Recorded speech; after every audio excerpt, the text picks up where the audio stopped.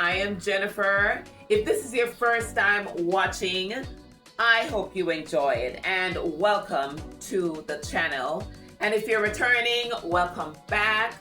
So in the preview, you saw where I am actually instructing one of my students to, learn. She's learning how to sew.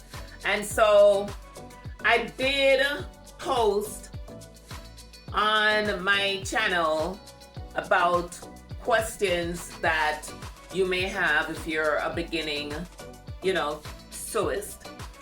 And I didn't see any questions posted. So what I'm going to do is to answer some questions based on questions that I received while, instructing or guiding someone else to sew. So let me start with the first thing is one of the more, I guess prominent questions is if someone is just beginning to sew, they may ask about what type of sewing machine to get.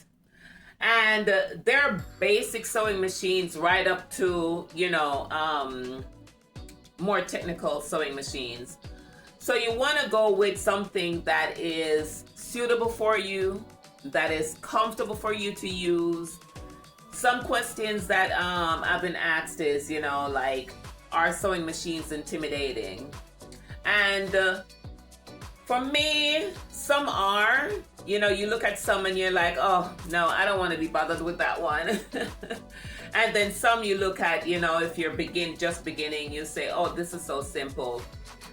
So, like for me, one challenge that I did have was, using a serger.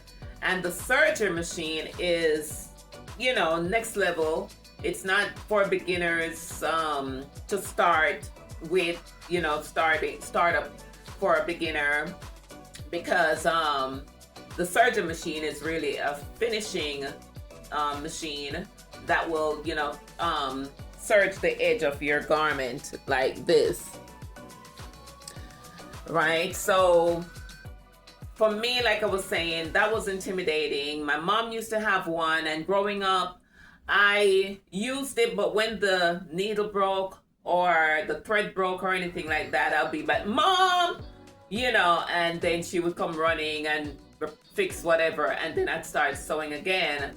It also have a cutter on it, so that was a challenge for me, and I can say that I've overcome that challenge, because now I have one that I'm using, and I'm finding it pretty friendly, pretty dope.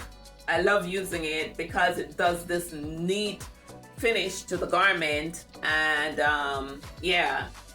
as far as stringing the sewing machine and all that, now I'm doing that. So, you're gonna have to have some challenges when you start just about anything in life, and with sewing, you're gonna want to do that. But your success is gonna come through practice. So when you start, don't stop. If you start a project, try to spend time each day or ever so often and work on the project, because that's the only way you're gonna get better at it. I've heard of some people start sewing, they'll say, well, I went to a sewing class, and they stop, and then they have to refresh, and kind of learn again from scratch. So I've seen some of that. And so, it's just easier if you be consistent with it. It's easier said than done for some, because there's some things in life that, I'm not consistent with, so I can understand. But if sewing is something that you really want to do, I'm just, as far as motivation and stuff like that, I'm going to tell you, just be consistent with it, and it will come naturally later on. Okay? So that's the answer, like a sewing machine question. The next question that I've gotten is, the type of tools and notions that you would want as a beginner. And when I first started the channel, I did do a video. I was a little timid, with the whole, videoing and talking and stuff like that. But if you find that video, you're welcome to watch it. But just as far as tools, you can make yourself a kit. That video that I labeled it, I think I called it Sewing Must-Haves. So you can get yourself a kit as far as the basic tools and notions that you want for sewing.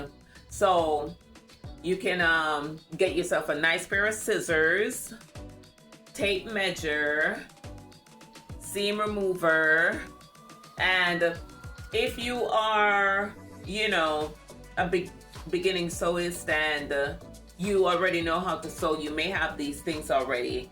If you are tuning into this video here and you are just, seeking information, I'll try to remember to attach the link, but there are just so many other tools that I didn't even really think of when I was making that video. But there's a lot of other tools that you can incorporate in your sewing kit. But the basic, and I didn't put these together, I'm sorry, is, you want to have tape measure, you want to have this is a seam remover. You want to have a good pair of scissors and thread, sewing needles, pins, clips. You can always look up online, and just see what those look like. All right, but and then you want to just have an area to where you have those things in your sewing area or in a sewing kit. So yeah, but more than likely, like I said, you already have these things. If you don't, you can look up online just to see what you would need in your must-haves for sewing. Extra buttons, zippers, things like that. If you're gonna do your own alterations, right? Like I said, sewing needles, and there are so many other things that you can have later on, but those will be the basic. All right, the next question. I was asked one question at one point, like, what if I don't have a serger, or I don't do, most sewing machines do have a zigzag stitch, but let's say you're not where the sewing machine is, but you sew something and you wanted it to, or maybe you didn't sew, you just wanted to cut a piece of fabric and the edges are fraying. What can you use to secure those edges or make them look decent? This is called a pinking shear. And you can see the zigzag, here. All right. So this is scissors that you can use. And this is what you're going to get, after cutting the fabric. You're going to get that zigzag edge. All right. And that will keep your fabric from fraying even further. So this is a nice tool to have included with your tools. And then some people also use rotary cutters, instead of the scissor. The one thing that I can tell you with rotary cutters, there is, like, when it comes on to cutting certain things, thread, stuff like that, even the small piece of fabric, you may not want to use a rotary cutter. It would just be easier to use a scissors. But yeah, rotary cutter is something now that, a lot of people are using. Let's see.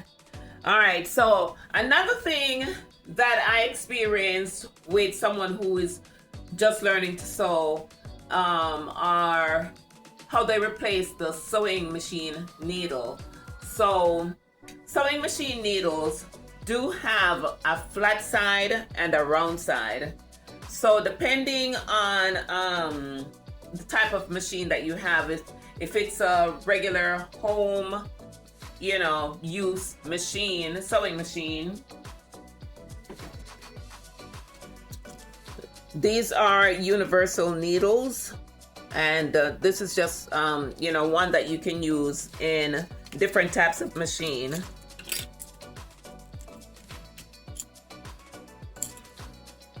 And so you see this flat side here. This is the side, the part that goes up in the machine, right? And this part would be facing you.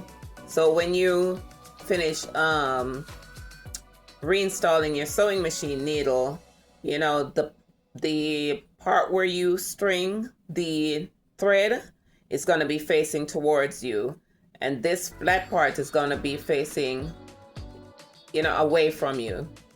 Okay, I think I have a video where I showed how to replace a sewing machine needle.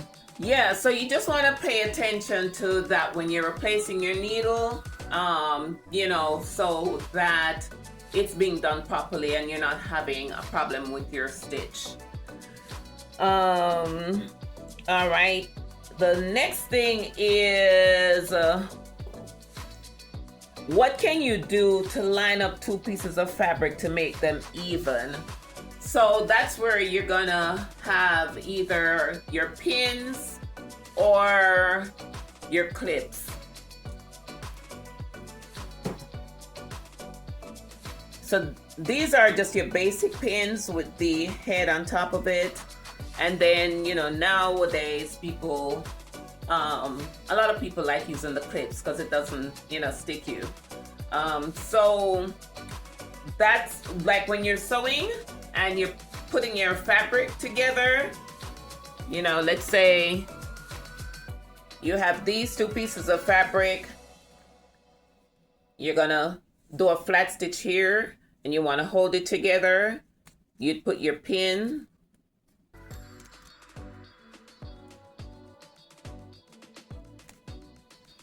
to secure it, and then you would sew. But while you're sewing, you want to remove your pin. As you're just beginning, you may want to use pins or clips to hold them together so you can get a straight stitch or an even stitch. Another question is measuring and cutting fabric. So if I am measuring my fabric, let's say I'm making a skirt. I want to know the amount of fabric that I need to make my skirt. What I'm gonna do is to first measure myself. So I'm taking measurements. I'm gonna measure my waist. I'm gonna measure my hip, and then I'm gonna measure the length to where I want my skirt to stop. Okay. So after doing that, I'm gonna write those measurements down. I'm gonna go to my fabric. I'm going to measure the amount of, the measurements that I wrote down. I'm gonna be measuring, but what I'm gonna do while measuring is to leave seam allowances, maybe 1 inch. I think ½ inch would be okay as well. But you can, best practice maybe is to do a 1 inch. So if your waist is say 25, you want to add 2 extra inches to where you have seam allowance to sew on the fabric. So when you're finished sewing those 2 extra inches, you're gonna get your 25 measurement, as far as your waist, right? So if you have any questions on that, you can drop it in the comments. So yeah, those are just some of the questions that I thought about and I wrote down, and I hope this helps. So if anything comes to your mind and you want to share or ask questions, please do so. All right, so I'm gonna try to do a little bit more of these Q&A, just based on what you may ask or just based on what I may experience. Yeah, so stay tuned. But thank you so much for joining, and keep on watching. You guys will see me on the next video. All right, bye.